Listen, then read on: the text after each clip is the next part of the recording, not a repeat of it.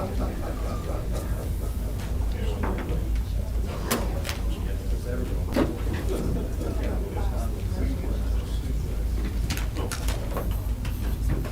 got it right there. I'll acknowledge the cookies. Like Carlea, I'll acknowledge the cookies. It was on the email. Are we ready?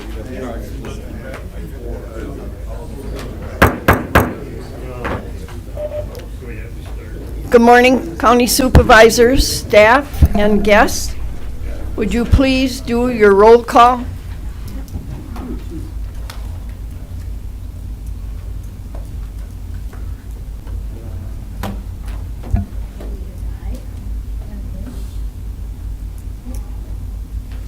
Supervisor Gleckner, would you confirm? Thank you. Oh. We got everybody. Okay, we have 20 present, 1 absent. We do have a majority vote, so we will continue on with our meeting. And would you please join me, if you are able, in the Pledge of Allegiance? I pledge allegiance to the flag of the United States of America and to the republic for which it stands, one nation, under God, indivisible, with liberty and justice for all.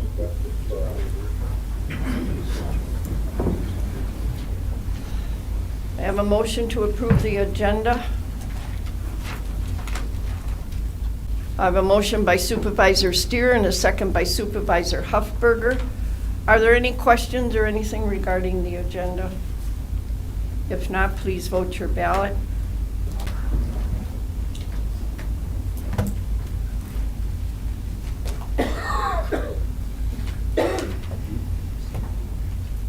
Tom, how do you vote?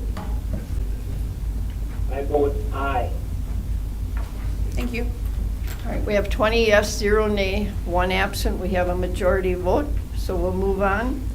A motion to approval of the minutes. I have a motion by Supervisor Irwin and a second by Supervisor Steer. Were there any corrections or questions regarding the minutes? I have a Yes, Supervisor Halshu. I think that you mentioned about the ambassador program during the meeting, and it's not in the minutes that I could see. Joanne, that was in the supervisor's report. Thank you. Thank you, though. All right, please vote your ballot on the minutes.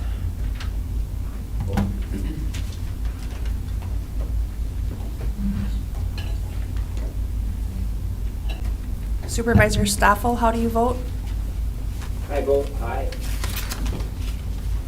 All right, we have 20 yes, 0 nay, 1 absent. We have a majority vote, so we'll move on. Are there any petitions? I have no petitions. Are there any communications? I have no communications. Just a reminder that after the meeting today, if you would all leave your iPads on your desks for IT, that would be appreciated. Okay. Public participation? All right, then we'll move into special business. Carlea Liermann will talk about the 4-H program and will present information on the program, and she also has some youth here with her today, and I want to thank her personally for all the cookies that you have at your desk. The kids have all baked those. Yes, the cookies are baked by Calumet County 4-H families for you, just for your appreciation for supporting the Calumet County 4-H program. So thank you. And I do want to introduce, I do have 2 youth. So first of all, I'm Carlea Liermann. I'm the Calumet County 4-H program educator. And then I have 2 youth here, Brianna Meyer. She's a senior at Chilton High School. And then Emma Wagner is a sophomore at Chilton High School. And so they are here today to share on different opportunities that they participated in throughout Calumet County 4-H.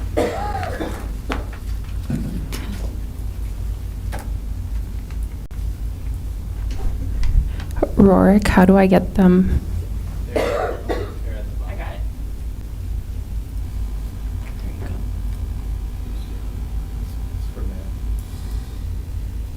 And I'm going to have Brianna start.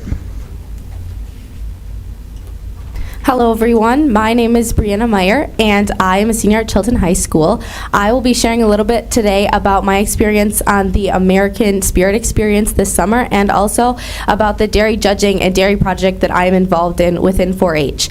So starting off this summer, I was very fortunate to be able to attend the American Spirit experience, which is a 10-day trip that where I traveled with about 50 other youth from throughout the state of Wisconsin, all 4-H members, and we took a trip to the East Coast, and we explored different historical landmarks on the East Coast in New York City, in Philadelphia, in Boston, in all these big historic American towns where we kind of built up our American country, and also explored our passion for America there and kind of built that up as well. So I was able to go the beginning of June this year, and I can honestly say that it was one of the best experiences that I've done in my entire life. So starting off,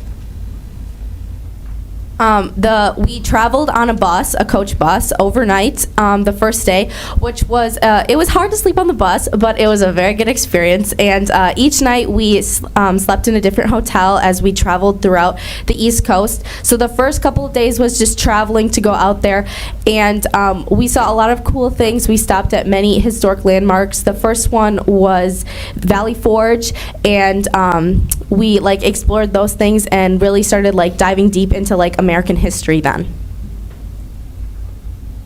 Day 4, then, we arrived in New York City, which was one of the highlights of my experience. I had never been to New York before, and it was really cool to see how different the culture is there than definitely here in Chilton, Wisconsin.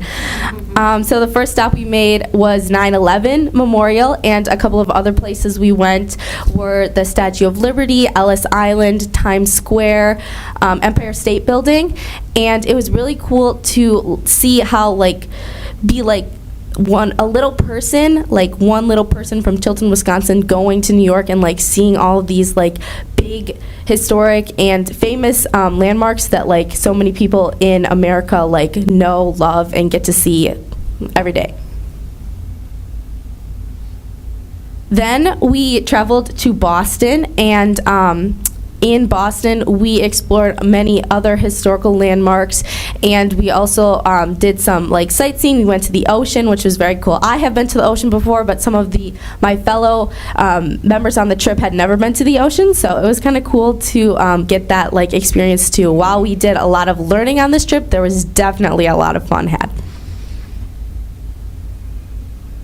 This is a few more pictures from Boston. We also went to Salem, Massachusetts, and learned about the witch trials there. We went whale watching, which unfortunately we were not able to see any whales, but we also had a lobster lunch, and I learned that I do not like lobster. The last couple of days, we finished our trip in Boston. One of my favorite stops was Quincy Market, and that was another cool spot to see the different culture that is in the different parts of America. And we finished at Niagara Falls. That was our last stop of the trip, and that was very cool to see that side, but then also we stopped at Old Fort Niagara and tie that learning aspect into it again. Overall, I had so much fun on this trip and I learned a lot, but the biggest thing for me why it meant so much is because of the people and the connections that I made while I was on there. When I went on this trip, I knew nobody. There was 50 youth and I didn't know anybody. We were put on a bus at about 11 o'clock one night, and we were okay, go to sleep and wake up and go learn about all these cool things with people. And it was very, very cool to just be thrown into this experience and not know anybody, because it forces you to make connections. And I was very, very thankful for that, because I met some of my best friends, and I still talk to these people to this day. I can tell you that I have Christmas presents for them that I'm sending to them later this week because it's Christmas. And it was just very, very cool to connect and get to know these people and all of their backgrounds. We share the same passions for 4-H, and we are able to go on this amazing experience and learn together. So these are just a few of the pictures that we took. My camera roll was definitely full after this trip.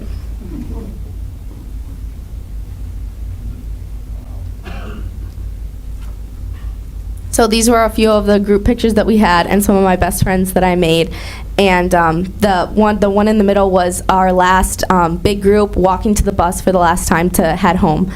So I was very, very thankful for this amazing opportunity that 4-H gave me, and I will forever remember it and be very grateful for the opportunity to go, to learn, to grow my connections. So then I guess moving away from the American Spirits, another aspect of 4-H that I'm involved in is the dairy project. I'm very fortunate to grow up on a dairy farm here in Chilton. If you are driving down 57 towards Hilbert, my farm is the one with the big candy cane on the silo and the big Christmas tree in the house. So my farm has Holstein and Brown Swiss cattle, which we are able to show at the local fair, and we are also my family also shows at a larger scale too. That's one of our hobbies and passions.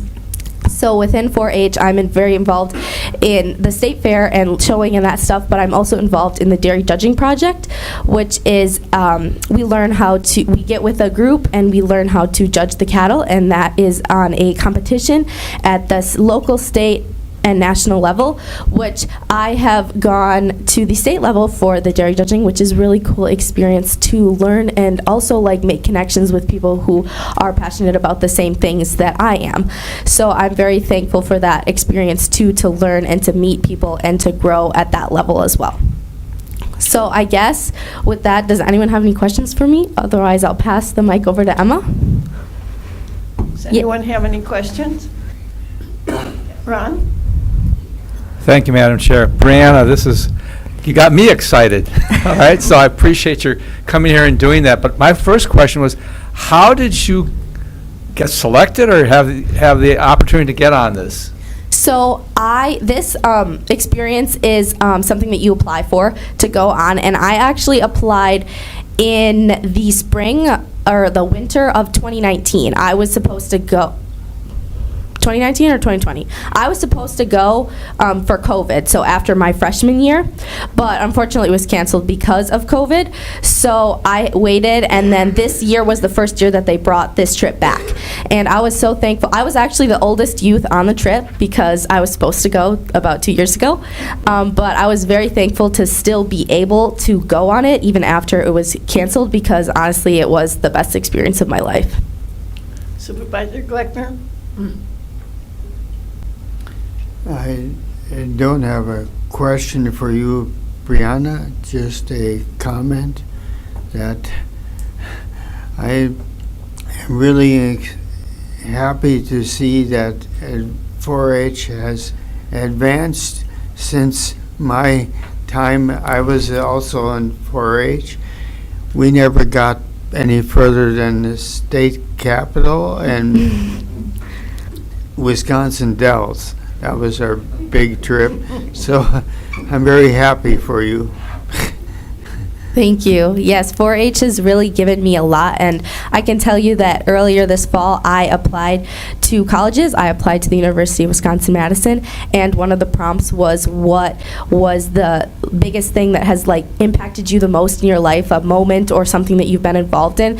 And my answer was 4-H, Wisconsin 4-H, for giving me the opportunity to have a leadership position within my 4-H club at the county level, with giving me the opportunity to grow my agricultural roots, which will expand my career, which is what I'm going to go into, and also to give me opportunities such as the American Spirit to grow my American passion, to increase my connections, and to really just figure out who I am as a person and define myself. Are there any other questions? Thank you very much.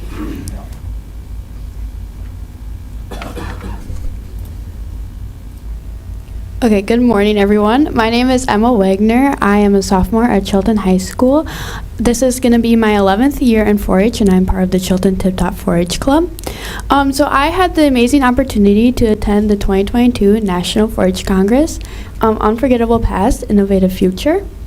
National Congress is a program mix of educational service and recreational opportunities. So my learning opportunity started very early Friday morning because it was my first time ever flying in an airplane, as you can see. And then when we got there, we all met with the 28 delegates from Wisconsin at the Hard Rock Cafe, where we all basically met for the first time and had lunch. Okay, so we had some workshops, we had workshops designed to develop and enhance our leadership skills. Some of the workshops were how to become a charismatic person and working with science. So I got to participate. The science one was one of my favorites because I got to participate in it. I got to eat a berry that made lemons sweet, which was very cool. We also had outstanding speakers and entertainers. My favorite speaker was Dan Clark because he talked about how to dive deeper into the 4-H's. As you can see here, we went to the Olympic Park and we had lunch in the CNN building, which was very cool to see. Through Congress, we got to experience different cultures by having an international night. We got to try foods from all around the world. And you can see here there's over 800 youth at this event from all over the United States, including Puerto Rico. So then Sunday we had lunch at Mary Mac's, which is authentic Southern food, which was very good. And then Sunday night we went to the Atlanta History Center and we got to see some old Victorian dances and also some African dances. Okay, so then Monday, over 800 4-H youth went out to Atlanta and experienced a hands-on service project that included going to schools, parks, and also camps. I went to Piedmont Park, and I spread mulch for the dog park. Also, they provided opportunities to tour the city, consisting of Atlanta Zoo, Atlanta Aquarium, and the Coke Museum. I went to the Atlanta Zoo, and I had so much fun.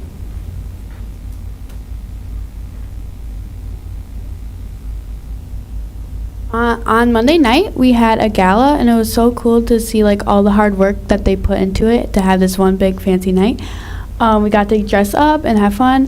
The picture with me and 2 other people, those were my roommates. And like Brianna mentioned, it was so cool to meet these other 4-H delegates from Wisconsin that I've never met before. And we were all so, Friday when we got to the airport, it was 3 in the morning, and we were all super tired and didn't know anyone. But time we left or got back to the airport on Tuesday, we were did not want to leave. It was so fun, and you can see here on the steps of the whole 28 delegates, obviously holding up a W for Wisconsin. Here are just some extra pictures. National Congress was an amazing experience and opportunity. I got to meet so many people from all over the United States. Through Congress, I made memories I will never forget with people I will never forget. And then I am truly grateful for being given this opportunity to attend 2022 National 4-H Congress. And the opportunity of 4-H is just crazy to see how different it is from each state. And yeah, it was just really cool. Does anyone have any questions? Supervisor Keith. Thank you, Madam Chair. Again, I appreciate your sharing this with us, and obviously you had a terrific experience. Yeah. And I think sharing with us is good, but I'd also like our fellow supervisors to join me in a round of applause for these 2 young ladies, because they don't understand. Normally when people present to us, we just sit here very stoically. That's not because we don't like what you said. It's just what we do. But I'd like to give you applause, both these young ladies. Thank you.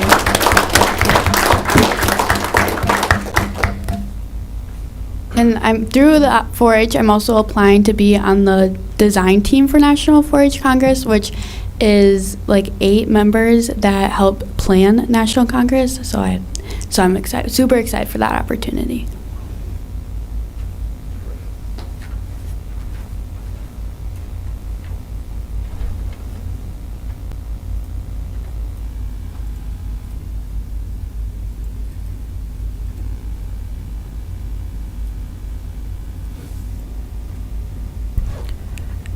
So before I get into my information, I do want to share, we have opportunities throughout the year that our 4-H members are able to apply for and engage in. We have 5 teens that are going to be able to go on to the American Spirit Experience that Brianna shared on, so they will go in June. So I'm excited for them to have this opportunity and then to share more about it once they get back. We have one youth who in April will be going to Space Camp, which is down south, so he will have that opportunity. And then we have some other opportunities, CWF, National Conference, and some other things that are going to be coming up as well. So I will share those during our committee meeting when we have those come up.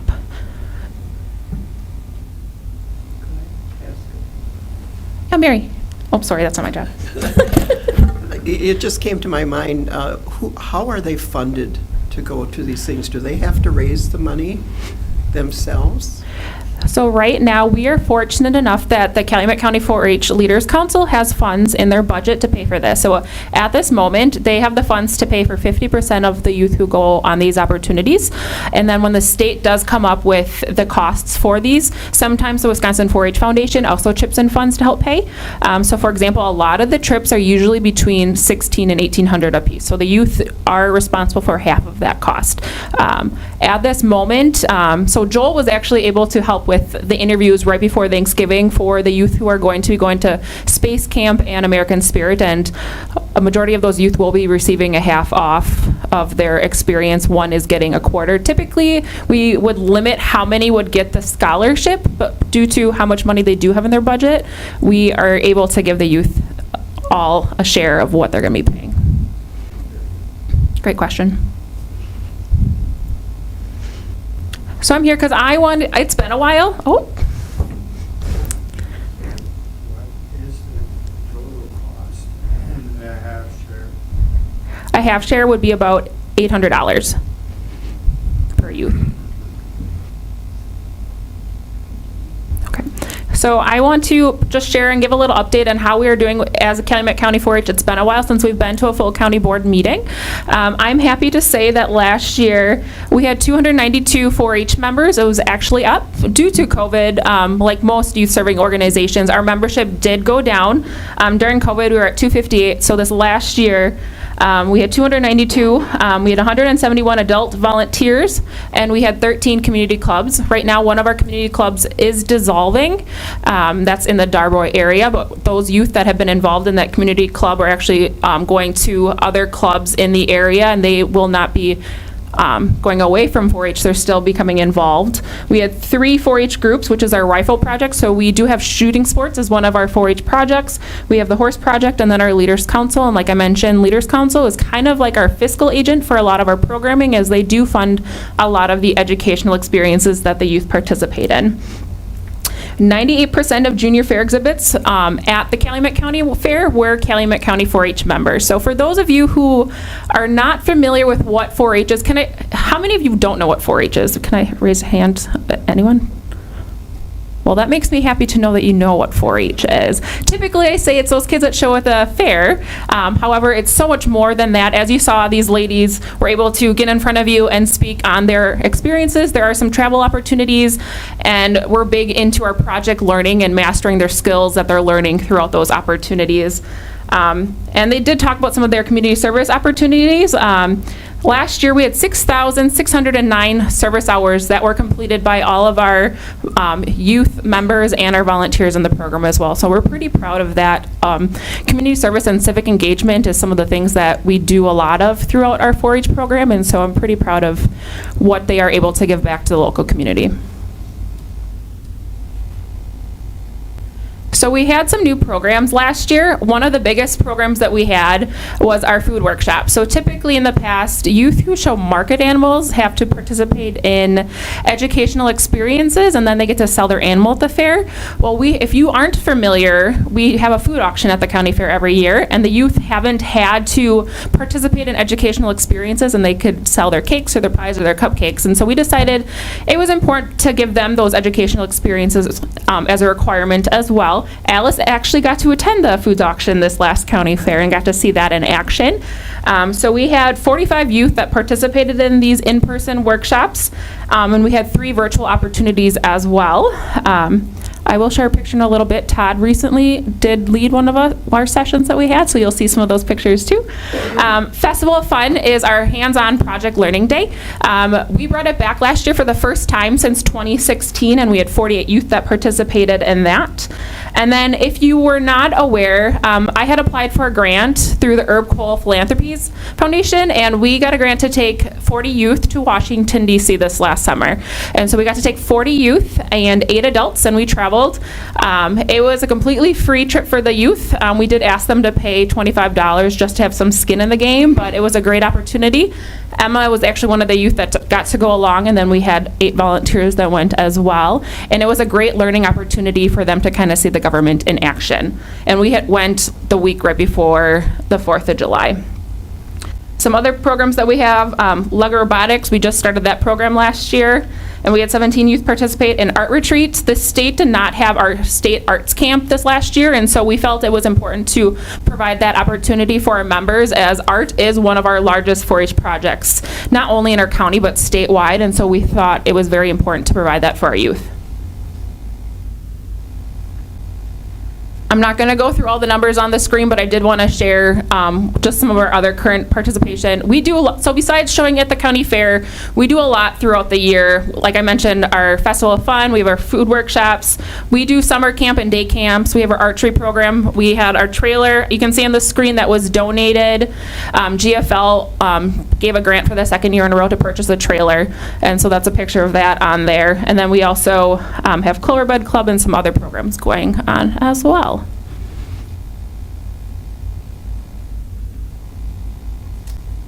So some of the opportunities coming up, if you were not aware, Boys and Girls Clubs, there are 2 new programs here in Calumet County, both at Kiel Middle School and New Holstein Elementary School, and we are actually starting to provide programming at those locations. So we've been doing them since November, and so I'm excited for those youth to get involved in 4-H and potentially become members as well. We had holiday project boxes that we just had delivered in November, and we had 172 that were ordered throughout the program, which was kind of insane. That was more than double that we've ever provided for our membership. So if you aren't familiar with what a project box is there are different projects that we pretty much give the instructions and all the supplies for youth to take home. They can do by themselves, they can do it with their family, or some of them even do it with their friends as well. So it's a great opportunity to give them things to do some learning, whether that be independently or as a group. And then we had a resume workshop. This is the first time that we provided this opportunity, and it was right before we had the interviews for educational experiences. So we talked about the youth have to apply to participate in these experiences. Part of that, if they want the scholarship, is they do have to fill out an application, they have to do a resume, cover letter, and then they have an interview. So Joel was one of the individuals that was on that committee that met with the youth. Prior to that experience, I did provide a resume workshop with them on how do you create a resume. Now, a 4-H resume is going to be different than if you are creating a resume for a job. And so we talked about what are the differences between those. And we do hope to provide more opportunities such as that. We are going to be doing a teen bus trip where we're going to be going to the Apostle Islands. We have a family night with the Wisconsin Herd. If you guys are not familiar with the Wisconsin Herd, they are the G League team of the Milwaukee Bucks, and we will be the nonprofit of the night on Friday, January 6th. And then our youth are going to be able to create a tunnel for all the players as they get announced, and they're also putting on a career panel for us. So it's very common for youth to want to become professional athletes, but we know that's not realistic, and so they're going to be sharing some other opportunities for them of, okay, you're interested in sports and athletics, here are some other careers that may be interested for you, and so they're doing that specifically for us. We will be getting a summer intern this year, so I'm super excited. It's been quite a few years since we've had that. And then our speaking contest and demonstration contest is being combined into one, and we're actually adding an interview contest as part of that. So I mentioned we did the resume workshop. I think it's important for our youth to have the skills to not only be able to put a resume and a cover letter together, but how do you prepare for an interview and then actually go through that interview? So we're actually going to have a contest just to help them with those skills that it's important for them to have once they graduate high school. I will say our program numbers are way up. I don't want to go over all the numbers that are in there.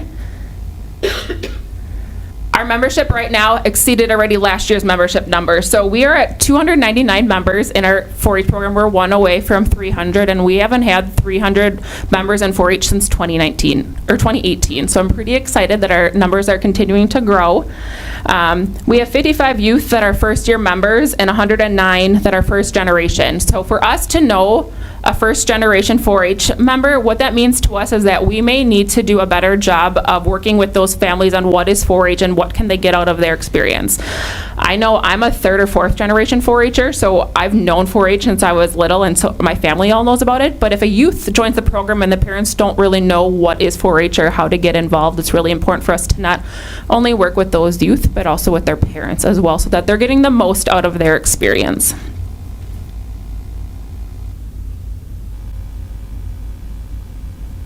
Does anyone have any questions? Any questions for Carlea?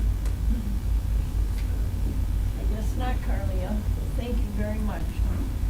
We're very proud of how our 4-H program is Thank you. continuing in the county.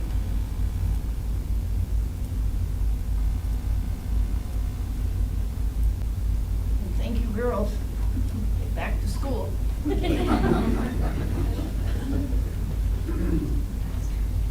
Okay, continuing on, we have Bernie Sorenson, who is the Emergency Management Coordinator, and he'll present some information on emergency management. Timely with the snowstorms and everything coming.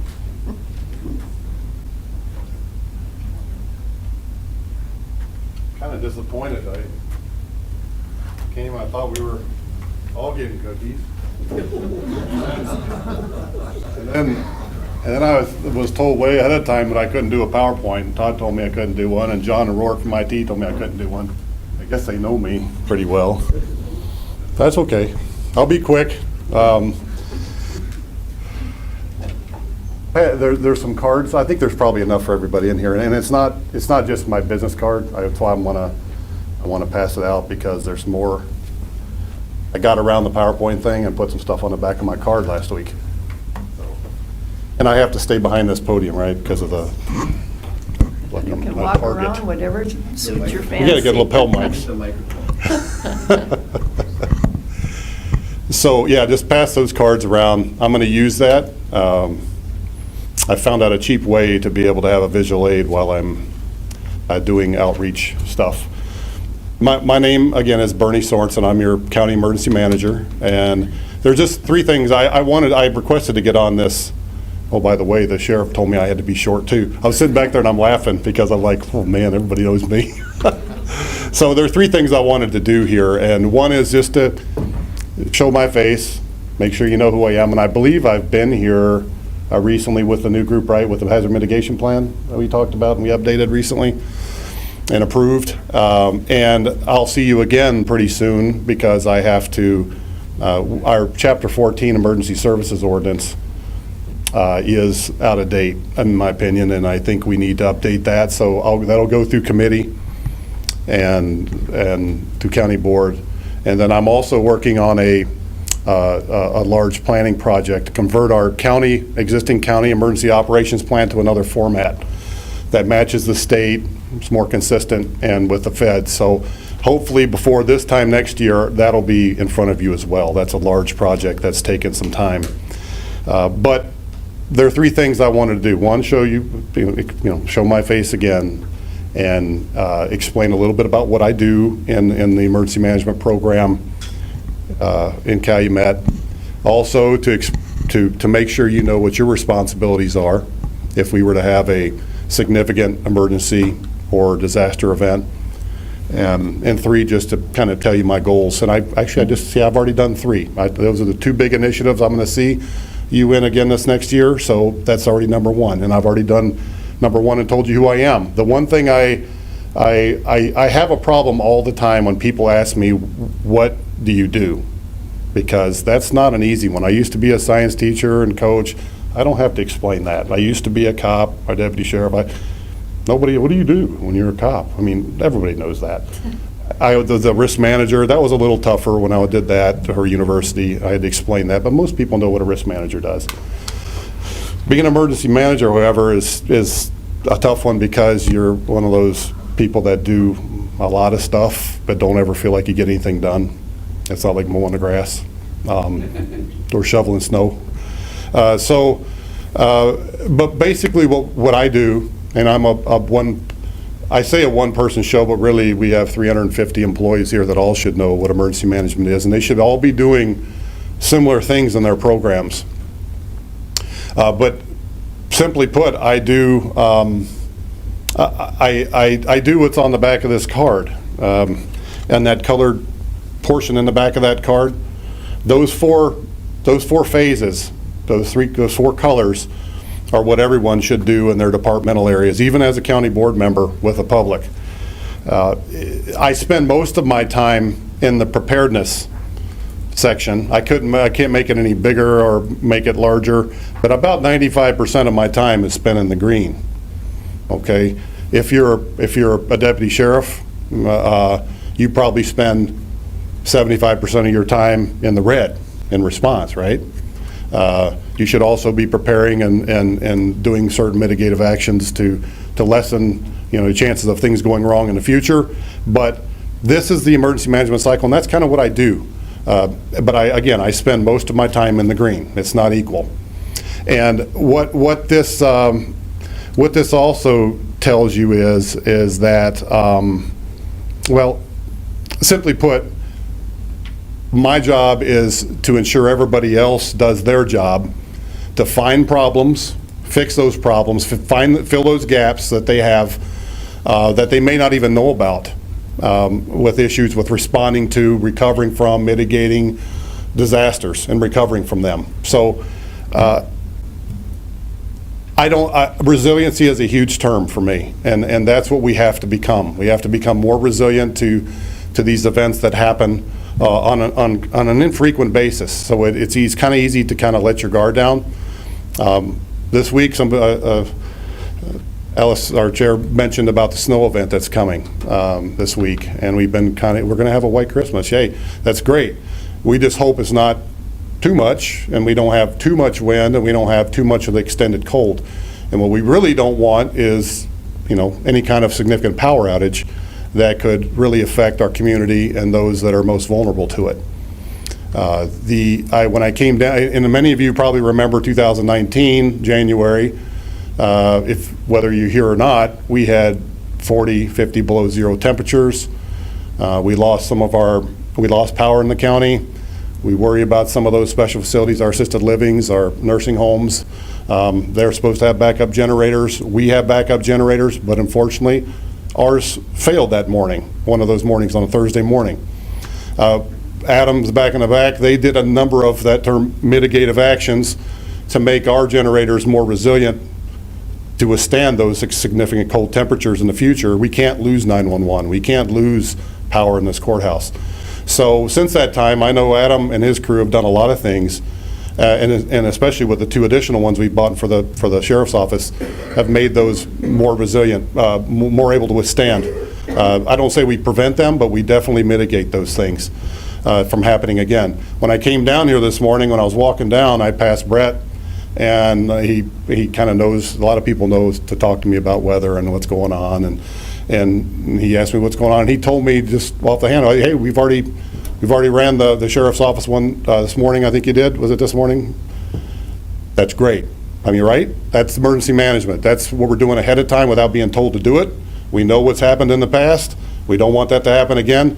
And I think he said you're going to run the 2 courthouse generators today or tomorrow maybe. That's emergency management. That really is. That's proactive thinking, and that's what we have to do here. A lot of what I do is education and public outreach, and I'm always around looking for problems.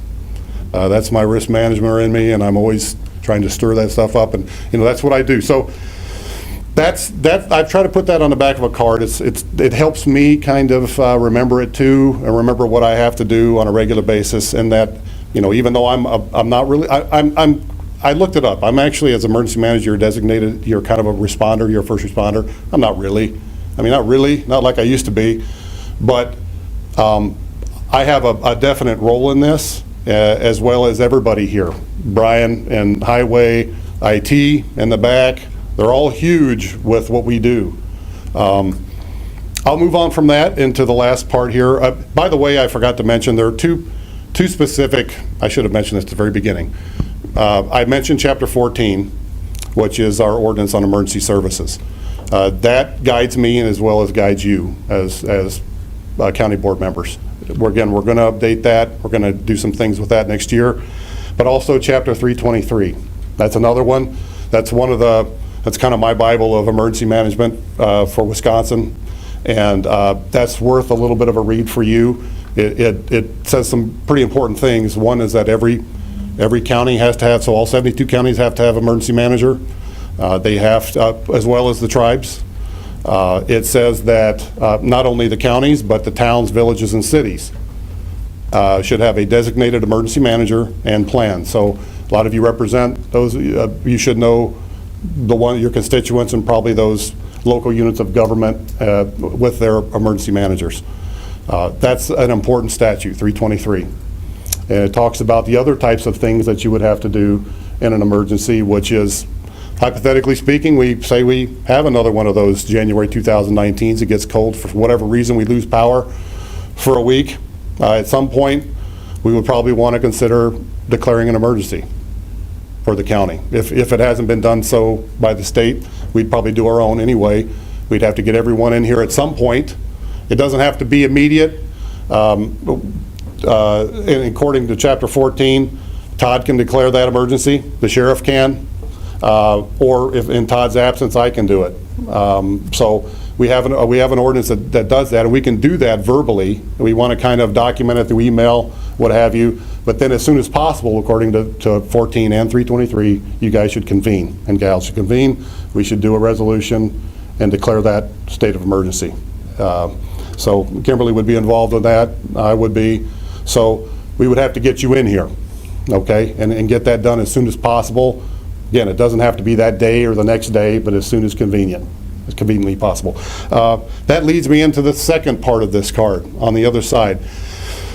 Again, as I said, a lot of I do is education, and we do have an emergency mass notification system in the county. Some of you have heard about it. It's AlertSense. They give it a government name of Connexus. But I put on the back of this because I'm hoping that you'll help me get this out to your constituents with this part of it on the back. And it's a QR code that I put on the card. And this leads directly to our county webpage. You can scan it with your phone, just turn your camera on, focus it on there. It'll come up with a little yellow bar usually, and you press that and it comes right up to the sign-up page for our public to sign up for our emergency alert system. It's much more complicated than I have time to explain here, but I'm trying to expand the use of this QR code, and not only in signing up for it, but also you can simply tell people, you hear this a lot, but we have our own, we have a number of them, but we have our own text code. So if you were to type in keyword, the word Calumet, and like open up like you're going to send a text, type in 38276, which is our county code for this, right in where you type in the person's name or type in your contact, and then in the text portion you type in the word Calumet. It'll sign you up automatically to text alert only, for getting emergency text alerts from us, usually from the Sheriff's Office for Emergency Management. And again, that's only text. If you go through the website, you'll get voice calls. You can sign up for different types of weather events, different things. This is not the same thing as our iPaws. Like we can do a very similar thing to Amber Alerts here, that loud tone. We can set up a geofence, and anybody that drives in or out can get a text message. That's the big sledgehammer. I'm talking about something different, but I'm talking about an important thing that I want to expand. Right now, we only have 3,000 to 5,000 of our county community signed up for text alerts or voice alerts through the county. I want to expand that. There are a number of different reasons that could be very useful. Likely the best way I'm going to do it is our next disaster event. I don't know when that'll be, but whenever it is, we'll promote this, and I'll get a huge influx of signups because that's just the way it goes. But I'd like you to promote that. But the easiest way, obviously, is just text Calumet to 38276. I saw Adam back here in the back, Backus, our Parks guy, director. I'd love to promote this with him next year. We've talked a little bit about it. Another way to use this, for example, is during his campground registrations, have his campers come in. You tell them, sign up, instead of Calumet to 38276, I've set up another keyword that says camper to 38276. So what I would like to do is if they sign up for that upon registration, they can easily get out of it when they leave. If there's a significant storm coming across that lake well ahead of time, like we had this summer that hit High Cliff and hit our own park, that we can give them a heads up to go get shelter. Go get dinner somewhere in a sturdy building. Get out of your tent and RV. We had a lot of trees down out there this year. We avoided a lot of trouble, but they can text camper to 38276. Either Adam or I, we train, can send this out, say, hey, there's a storm potentially coming across the lake. Seek shelter now. Give them 30 minutes. Give them an hour. So we'll work on that this spring. Maybe we can get that implemented for our new camper registrants. So that's a way this system can be used. Other than that, that's about all I had. I want to do this about every 2 years. I understand that's your term, right? About every 2 years, hopefully you guys carry over and you'll just hear me again. But I think it's a good reminder for you to see me and to know your responsibilities, and that's it. Are there any questions of Bernie? Okay, thank you, Bernie. Okay. Keep us safe. Supervisors, for the convenience of getting our highway people back to work, I'm going to move Resolution 2022-19 up now for recognition. And would you please read the resolution? Resolution recognizing highway superintendent and highway maintenance workers for their performance in the APWA Snowplow Rodeo 2022, introduced by the Highway Committee. All right, I have a motion by Supervisor Diedrich and a second by Supervisor Schwallenberg. And Supervisor Booty, would you handle this resolution, please? Thank you very much. As you had alluded to, our county highway staff is kind of, their schedule is at the mercy of the weather. They maintain all of our county trunk highways, state trunk highways, and United States highways, keeping them safe and clear for our traveling public. So as stated here in the resolution, County Highway Superintendents Chad Shinoa, County Highway Maintenance Workers Mike Luce and Anthony Leitner all performed exceedingly well at this year's Wisconsin chapter of the APWA SNOWPLOW ROADEO. Chad Shinoa himself placed first in the superintendent's competition. Mike Luce placed first among all county highway maintenance workers and was then sent on to the Snowplow Rodeo in Denver, Colorado, where he finished 9th out of 47 for the entire nation. And Anthony Leitner placed third in the county highway maintenance workers competition here in the state. And therefore, we would like to acknowledge not only the entire county staff, but these particular individuals for their wonderful performance and for their service to the county. Thank you. And would you like to say anything, Brian? Would boys please come up, or men? You're not boys anymore.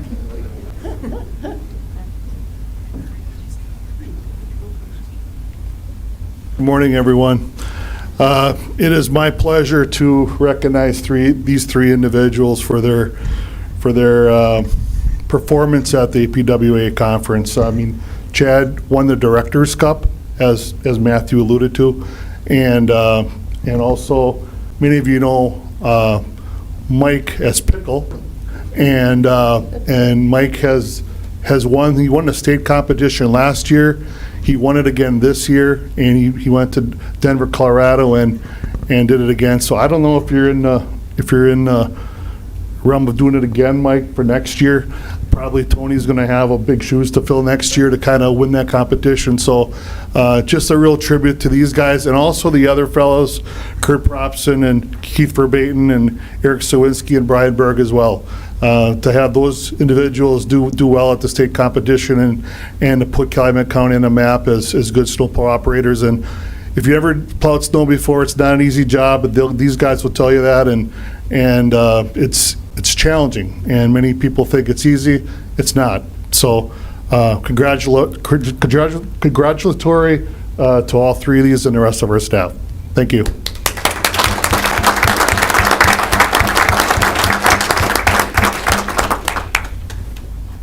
All right, if there are no other questions, please vote your ballot.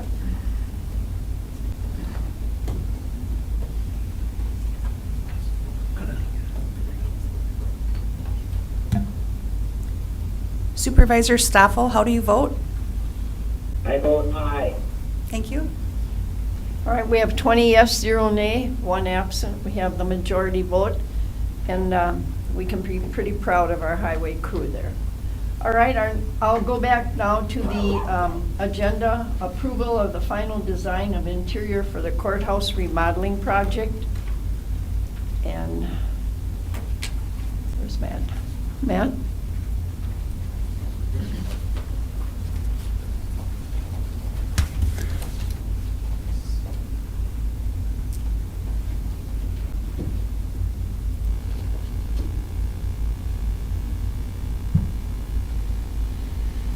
All right, good morning. I'd like to review the final design, the final concept for the courthouse remodel project as recommended from the Administrative Services Committee. That starts on page 7. The map is on page 7 of your packet. Before I get into the map a little bit, I just want to talk about process. If we look at the committee rules of orders or the county board rules of order, it identifies that home committees for capital improvement projects over $1 million kind of are the oversight committee over those projects. So really two responsibilities fall within Administrative Services Committee for this, and that was the first thing was recommending a funding plan for this project, which they did in March of this year and referred that to the county board. So that funding plan included, and that was approved by the county board in March, included $1.5 million in sales tax and $1.75 million in ARPA to complete this project. The second responsibility or recommendation of the Administrative Services Committee is to recommend final design of the project to the county board, which is here before you today. Once the project funding was approved, we put out RFP and we retained the services of Quinty Architects out of Pleasant Prairie, south of Racine, to perform the architectural design for this project. We provided them with 2 studies, one from Context, that was a space study, and another from Samuel's group that put together a general layout for this project. They took that information and they came up with an original concept. At that time, Adam Hernke from maintenance and I and Todd reviewed the general concept, did a bunch of tweaks, turns, changes to that, and got it packaged to a point where it was ready for the department heads for the specific areas to review.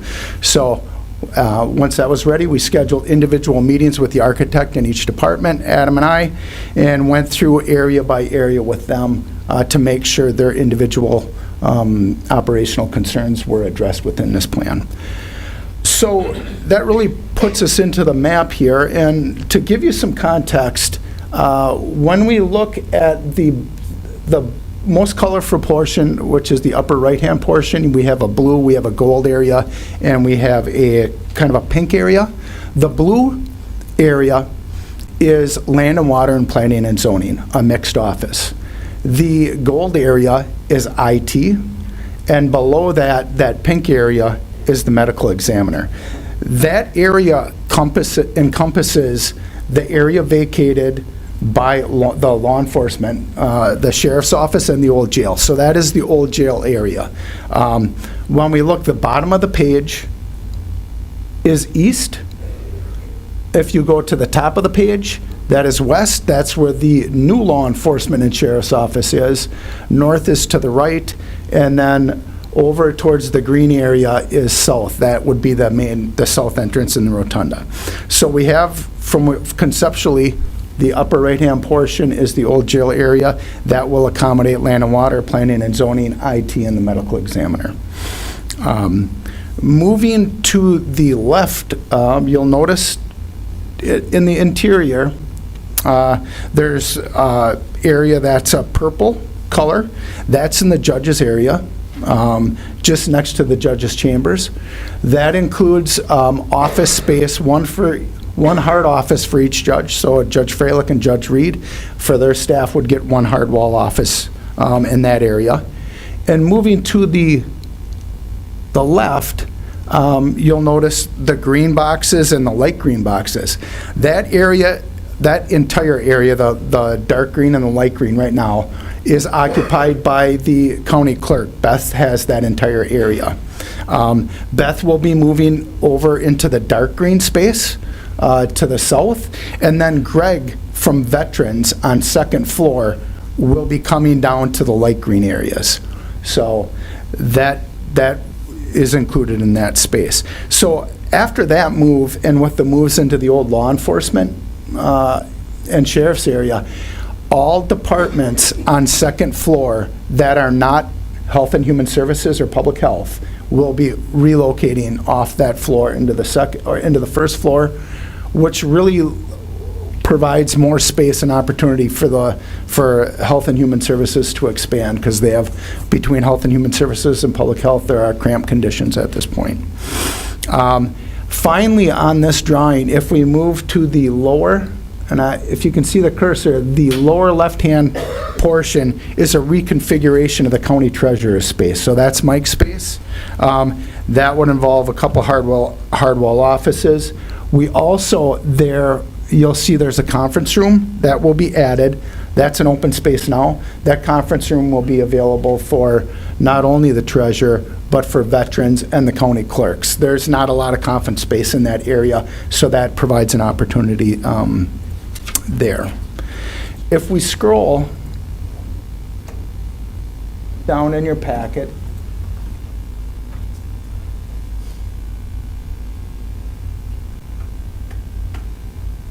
to the drawing with the orange boxes, this is added as an alternate.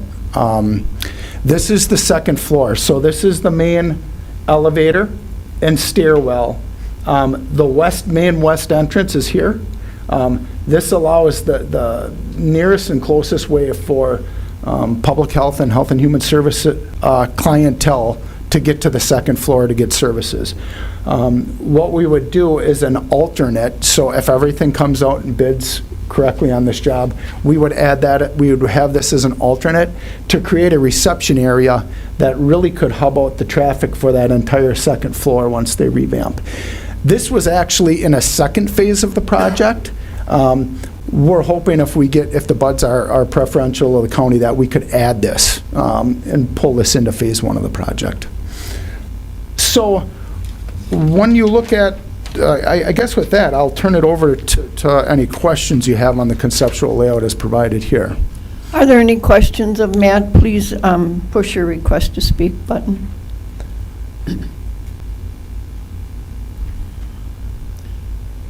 Supervisor Diedrich. Thank you, Matt. The orange space on the second floor, I know you presented this at Admin Services, and I thought I totally understand it, but it raised the question in my mind. You said it's an alternate reconfiguration. I understand the purpose of it, and I like it. But if the bids don't come in, okay, are you trying to keep that under the cost of this phase one, basically? So you're saying if the bids come in and you got money left, then you'll add in this little alteration? Is that the plan? If it came under them, we could take that alternate and add that in. Okay, I got that. I would offer that when that all happens, if you're short, come back to us. Maybe we will fund it anyway because it looked like a really good thing to do. That's all I have to say. Okay. Supervisor Irwin. Well, I guess what I was going to say already has partially been said by Ron. I think it is highly important. I feel highly about having that second floor taken care of now, or as soon as possible. You're dealing with the public. We want some, as many public, wherever they go, something has to be there lead them in the right direction. And I think it's the time to do it.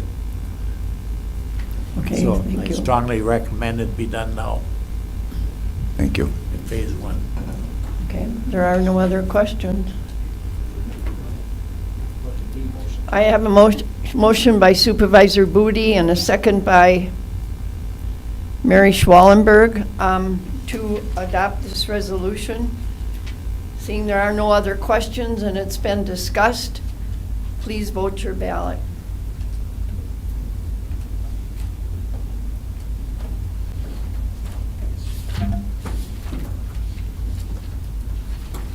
Supervisor Lochran, would you confirm, please?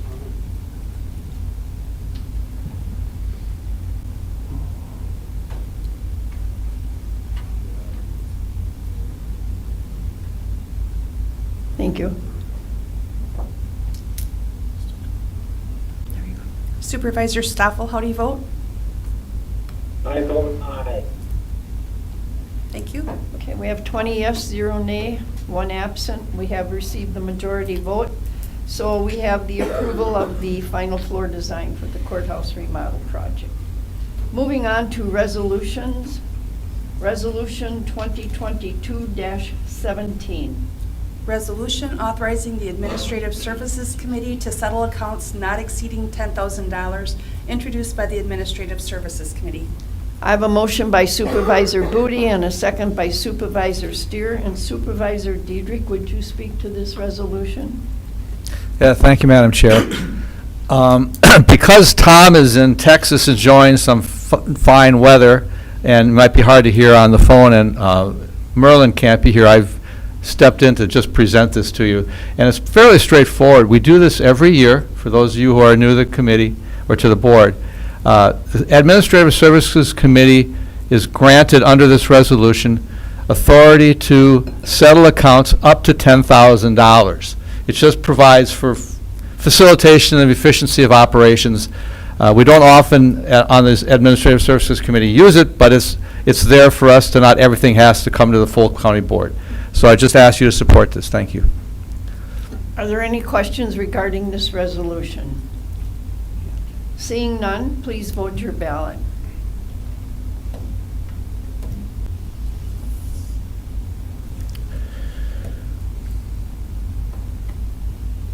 Supervisor Stoffel, how do you vote? I vote aye. Thank you. We have 20 yes, 0 nay, 1 absent. It has received a majority vote, so that resolution has been adopted. Moving on to Resolution 2022-18. Resolution reauthorizing self-insurance under the Wisconsin Workers' Compensation Act, introduced by the Administrative Services Committee. I have a motion by Supervisor Booty and a second by Supervisor Schwallenberg. And Supervisor Diedrich, would you speak to this resolution? Thank you, Madam Chair. Again, this is something that we have been doing, I forget how many years now, it's probably in the resolution. If you read it, we are self-insured for workers' comp. That means that the county, given the situations, feels we can cover it better than going to an outside insurance agent.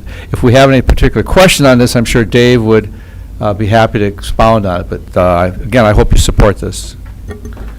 Are there any questions regarding this resolution? Seeing none, please vote your ballot.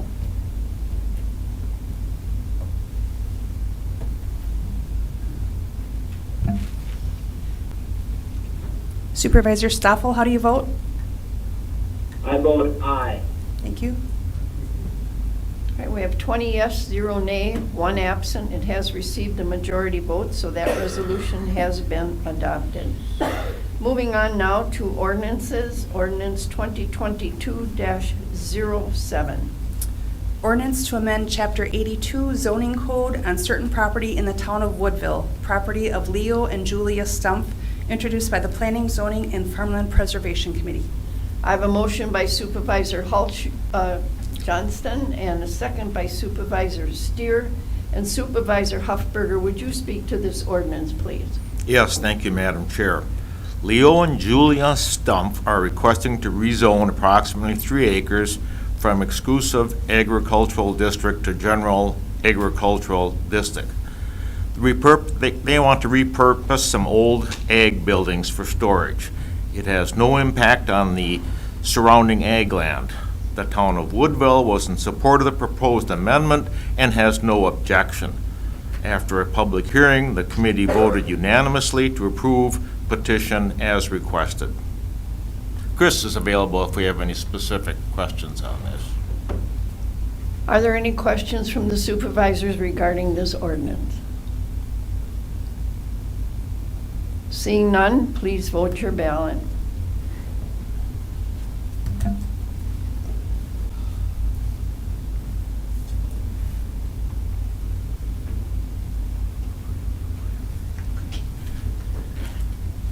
Supervisor Stoffel, how do you vote? I vote aye. Thank you. We have 20 yes, 0 nay, 1 absent. The ordinance has received a majority vote, so therefore is adopted. Before moving on to the supervisor's report, I'd like to take this time to acknowledge the 29 years of Mark Wiegert. Mark is our sheriff at the present time. He started in the patrol area, investigative area, jail administrator, so he pretty well went the full gamut. And we would like to wish you well in your retirement, Mark, and thank you very much for your service to Calumet County. Thank you.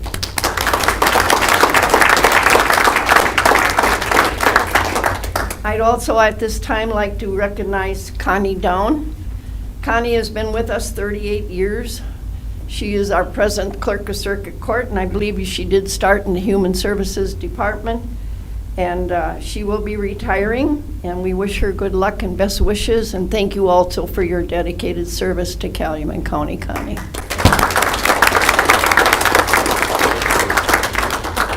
All right, if anyone else has anything to report, please press your request to speak button. Supervisor Booty. Thank you very much. At the current time, Calumet County is undergoing a bid process for construction of our new salt shed.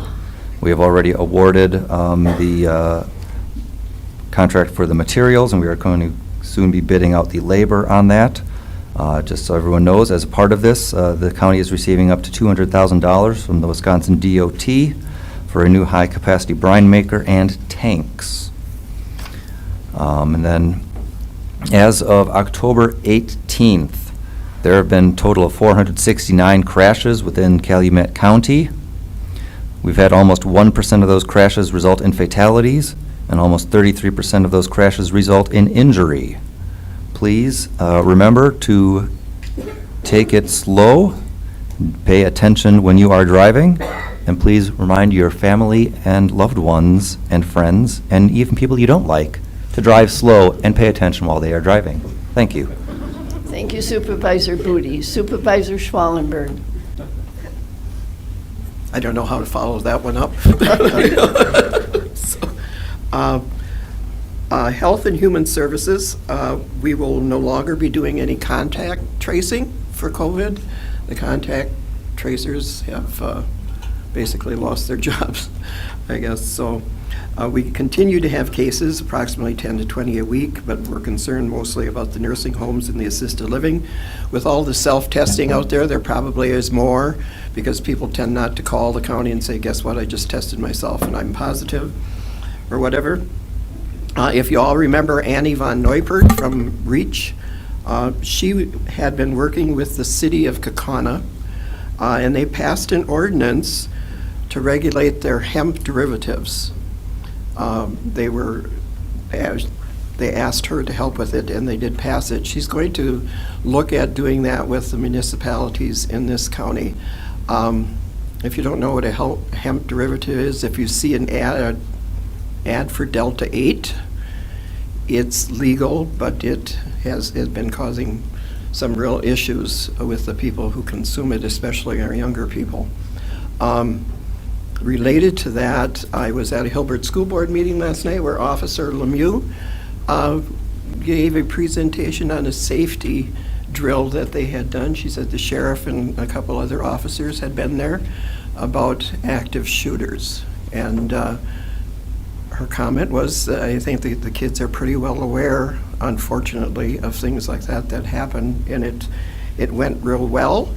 And she also mentioned something I didn't know, that the new canine units, because we're surrounded by states where marijuana is legal, are no longer being trained to recognize marijuana. So when they go into the schools, the dogs, it doesn't touch them off. So that was something I wasn't aware of. We are an island, from what I understand. Related to our veterans, I would like to thank Beth for taking a picture of the courthouse for our green light operation to honor our veterans, because our veterans officer is out on paternity leave. And so thank you for that, Beth. Parks, we're going to have two camp hosts next year instead of one, because the one camp host that we've had for several years has decided they would only like to do it till July. They would like to continue, but only through July. So we have another one that will be picking up the slack from them. We also use them, Adam says, for other things, that they're very helpful out at the park. Our tube hill is closed, Adam was just telling me, and it's because of the damage from the trees last year. Also, right now we don't have snow, but who knows what this weekend will bring. So, but then he's telling me that it's supposed to get warm next week, so whatever snow we have is probably going to melt. The hill is open, but at your own risk, and you have to bring your own tubes. So the county itself will not be running the tube hill. We're hoping that the ash trees will be finally harvested on the northern end of the property, because we've had to wait for that to freeze before they can get in there and do that. As far as our cabins are concerned, I have mentioned before that we had issues getting a service meter, that we are waiting 18 months. They figured another year. Well, Adam's watchful eye saw one sitting behind the courthouse back here that when they did the remodeling, that was just sitting in the woods. So he had to leave the meeting today because the power company is coming out before the storm. And he said they're going to see, hopefully this will work for the cabins, and then they will be open.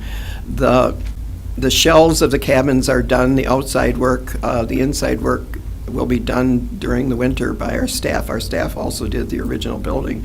If you get an opportunity to go out there and take a look at them, they look very nice. Ledgeview continues during the winter because our caves and everything is done. They do educational programs or craft programs out there. You can look on the website. Registration is online. The dog sleds will be out again, hopefully this year if we have enough snow. And that one, people aren't aware that if you want to ride, make sure you sign up online, because people are used to going out there and just saying, I want to do that, but because of the new registration system, all the tickets are sold. The Aaron's Nordic Center is in my district. Even though they've been annexed to the city of Brillion, they're still in my district. And they have an open house on January 6th through the 9th where skiing is free. There's an article either in the Brillion newspaper, or if you see Mary Carell's newsletter, it's in there too. They have been making snow. They've got 14 guns out there that they could have waited till this weekend, but it's a matter of grooming it too. So I would like to wish you all happy holidays, no matter which holiday you decide to celebrate or not celebrate, and thank you very much. Thank you, Supervisor Schwallenberg. You have the county administrator's report. Were there any questions regarding his report? If not, we have some reappointments to the Manitowoc-Calumet County Library System of Ron Diedrich, whose new term will expire 1/1/2026. I'll also take the other, let's just deal with that one first. Are there any questions regarding that? We have a motion by Supervisor Booty and a second by Supervisor Hunchke. Please vote your ballot.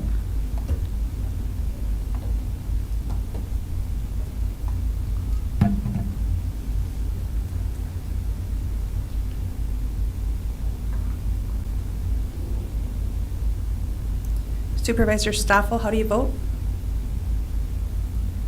I vote aye. Thank you. We have 20 yes, 0 nay, 1 absent, so that reappointment has been confirmed. The reappointment of Mary Hirth to the Calumet County Library System Board, whose new term will expire January 1, 2026. I have a motion by Supervisor Diedrich and a second by Supervisor Booty. Any questions regarding this reappointment? If not, please vote your ballot.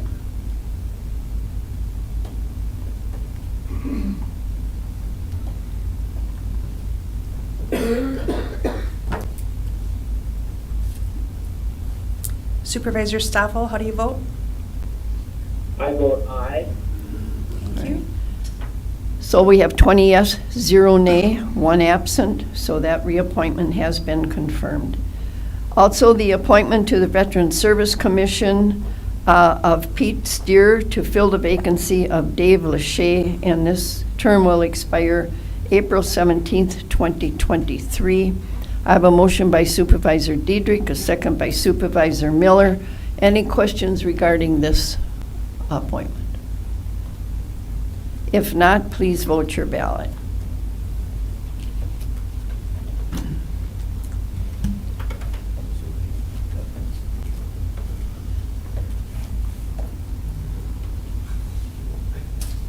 Supervisor Schwallenberg, would you confirm, please? Thank you. Supervisor Stoffel, how do you vote? I vote aye. Thank you. All right. We have 20 yes, 0 nay, 1 absent, so that appointment has received unanimous consent. Before we adjourn today to have a little treat in the break room, I'd like to wish everybody a very Merry Christmas and a very healthy New Year. And thank you for all your attention this year.